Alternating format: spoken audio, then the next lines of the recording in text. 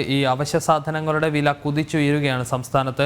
കഴിഞ്ഞ ഏതാനും ആഴ്ചകളായി മാസങ്ങളായി വില കുതിച്ചുയരുന്ന ഒരു സാഹചര്യമുണ്ട്. എന്നിട്ട് വിപണിയിൽ ഇടപെടാൻ സംസ്ഥാന സർക്കാർ തയ്യാറാകുന്നില്ല. വിപണിയിൽ കൃത്യമായി ഇടപെടേണ്ട സപ്ലൈകോയിലാകട്ടെ ഒരു വിധത്തിലുള്ള സാധനങ്ങളുമില്ല. ഈ അവശ്യ സാധനങ്ങൾ, സബ്സിഡി സാധനങ്ങൾ പോലും കൃത്യമായി ലഭ്യമാക്കാൻ സപ്ലൈകോയ്ക്ക് പോലും കഴിയുന്നില്ല. ഈ ക്രിസ്മസ് ന്യൂ ഇയർ വിപണിയിലും സപ്ലൈകോയിലെ അവസ്ഥ നാം കണ്ടതാണ്.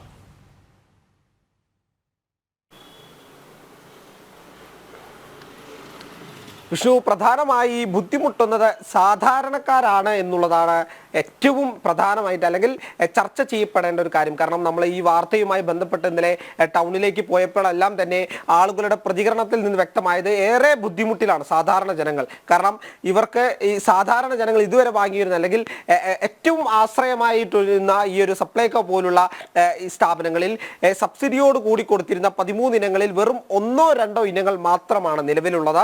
ഈ ഒരു സാഹചര്യമാണ് സാധാരണക്കാരെ ഈ പൊതുവിപണിയിലേക്ക് ഇറങ്ങിച്ചെല്ലാൻ പ്രേരിപ്പിക്കുന്നത്, അല്ലെങ്കിൽ ആ ഒരു സാഹചര്യം ഉണ്ടാക്കി തീർക്കുന്നത്. എന്നാൽ വിപണിയിലെത്തുമ്പോൾ അരി ഉൾപ്പെടെയുള്ള സാധനങ്ങൾക്ക് 2 മാസത്തെ ഇടവേളയിൽ 10 രൂപയിലധികമാണ് വർദ്ധിച്ചിരിക്കുന്നത് എന്നുള്ളതാണ് പ്രധാനമായി കാണേണ്ടത്.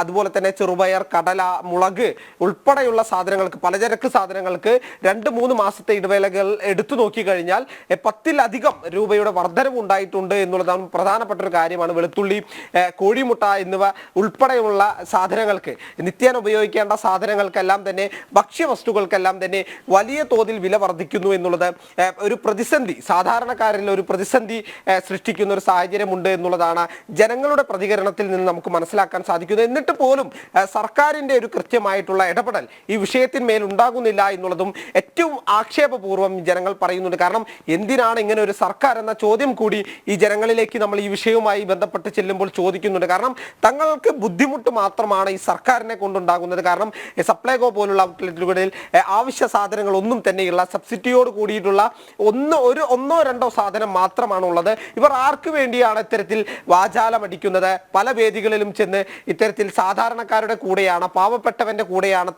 തങ്ങളുടെ പാർട്ടി പാവപ്പെട്ടവന്റെ കൂടെയാണ് എന്നൊക്കെ പറയുന്നത് ആർക്ക് വേണ്ടിയാണെന്നുള്ള ചോദ്യം കൂടി സാധാരണക്കാരായ ജനങ്ങൾ ചോദിക്കുന്ന ഒരു സാഹചര്യമുണ്ട്. കാരണം മാർക്കറ്റിലേക്കെല്ലാം തന്നെ ഇറങ്ങുമ്പോൾ വലിയ വില, അതായത് അരിക്കുൾപ്പെടെ വലിയ വില കൊടുക്കേണ്ടി വരുന്ന ഒരു സാഹചര്യമുണ്ട്. ഇതെങ്ങനെ തങ്ങളെ കൊണ്ട് സാധിക്കും, അല്ലെങ്കിൽ താങ്ങാൻ കഴിയുമെന്നുള്ള ഒരു ചോദ്യമാണ് സാധാരണക്കാരും ഇപ്പോൾ ചോദിക്കുന്നത്. ഇനിയെങ്കിലും സർക്കാരിന്റെ ഇടപെടൽ ഈ വിഷയവുമായി ബന്ധപ്പെട്ടുണ്ടാകണം എന്നുള്ള ഒരു അപേക്ഷ കൂടി ജനങ്ങൾ മുന്നോട്ട് വെക്കുന്നുണ്ട് എന്നുള്ളതാണ് പ്രധാനമായി പറയേണ്ടത്. കാരണം ഈ സപ്ലൈകോയുമായി ബന്ധപ്പെട്ടും റേഷൻ വിതരണവുമായി ബന്ധപ്പെട്ടെല്ലാം തന്നെ നമുക്കറിയാം കേന്ദ്ര സർക്കാരിന്റെ വിഹിതം കൃത്യമായി തന്നെ കേരളത്തിലേക്ക് എത്തിക്കുന്നുണ്ട്. എന്നാൽ കേരളത്തിന്റെ ഇടപെടൽ കൃത്യമായി ഉണ്ടാകുന്നില്ല. ഇതുകൊണ്ട് തന്നെയാണ് ഒരു പ്രതിസന്ധി രൂപപ്പെടുന്നത് എന്നുള്ളതും പ്രധാനമായി നോക്കി കാണേണ്ടതാണ്. അപ്പോഴാണ് ഇത്തരം പ്രതിസന്ധികളൊന്നുമില്ല എന്ന് ഭക്ഷ്യവകുപ്പ് മന്ത്രി ഉൾപ്പെടെ പറയുന്ന ഒരു സാഹചര്യമുള്ളത്. എന്നാൽ ഈ മാർക്കറ്റിലേക്കും അതുപോലെ തന്നെ വിപണിയിലേക്കും ഇറങ്ങിച്ചെന്നാൽ കച്ചവടക്കാർക്കും ജനങ്ങൾക്കും സാധാരണക്കാർക്കും പറയാനുള്ളത് തങ്ങൾ പ്രതിസന്ധിയിലാണ്. ഒരു നേരത്തെ അന്നത്തിന് ബുദ്ധിമുട്ടുന്ന ഒരു സാഹചര്യമുണ്ട്. കാരണം ഇങ്ങനെ വില കുതിച്ചുയർന്നു കഴിഞ്ഞാൽ തങ്ങൾ എന്ത് ചെയ്യുമെന്നുള്ള ചോദ്യമാണ് സാധാരണക്കാരും ചോദിക്കുന്നത്. വിഷ്ണു, അത് തന്നെയാണ്.